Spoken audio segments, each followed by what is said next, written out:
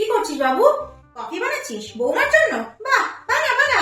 তুই ওর জন্য বানাবি, ও তোর জন্য বানাবে, তবেই না একটা ভালো সংসার হয়। ভালো করেছিস, ভালো করে কফি বানা। হ্যাঁ, বাপের বাড়ি যাবে? হ্যাঁ যাও, ঘুরে এসো। এখন যাবে না তো কখন যাবে? ওকেও নিয়ে যাবে? হ্যাঁ যাও, আমাদের কোনো সমস্যা নেই। যাও যাও, ঘুরে আসো। শপিং এ যাচ্ছ? হ্যাঁ যাও যাও, যখন মন চাইবে তখনই ঘুরতে যাবে, শপিং করতে যাবে, মন যা চাইবে তাই করবে, দেখবে মন সবসময় ভালো থাকবে। যাও ঘুরে আসো। তাও ভালো তুমি ঘরে বসে পেপার পড়ছো, বাইরে যা হচ্ছে দেখলে তো তোমার মাথা ঘুরে যাবে। ছেলে এখন বউয়ের জন্য কফি বানাচ্ছে, আর আমি যদি একটা কিছু কথা বলে দিতাম, বাবু এটা করে দিত, মা আমি এখন পারবো না, তুমি করে নাও। আর এখন দেখো বউয়ের আগে পিঠে ঘুরে বেড়াচ্ছে।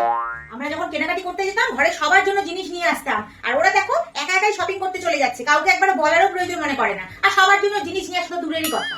আমাকে জিজ্ঞাসা করলো না, আমাকে শুধু বললো যে মা আমরা বাপের বাড়ি যাচ্ছি। আর আমার ছেলেটার উপর এত রাগ ধরে কি বলবো, মাঝের মধ্যে মনে হয় আমাদের ছেলে, একে আমরা এতদিন ধরে চিনি, মানে বিয়ের পর থেকে 24 ঘন্টা খালি বইয়ের পেছনে ঘুরছে, ঘুর ঘুর করছে, বই কথায় উঠছে, বই কথায় বসছে।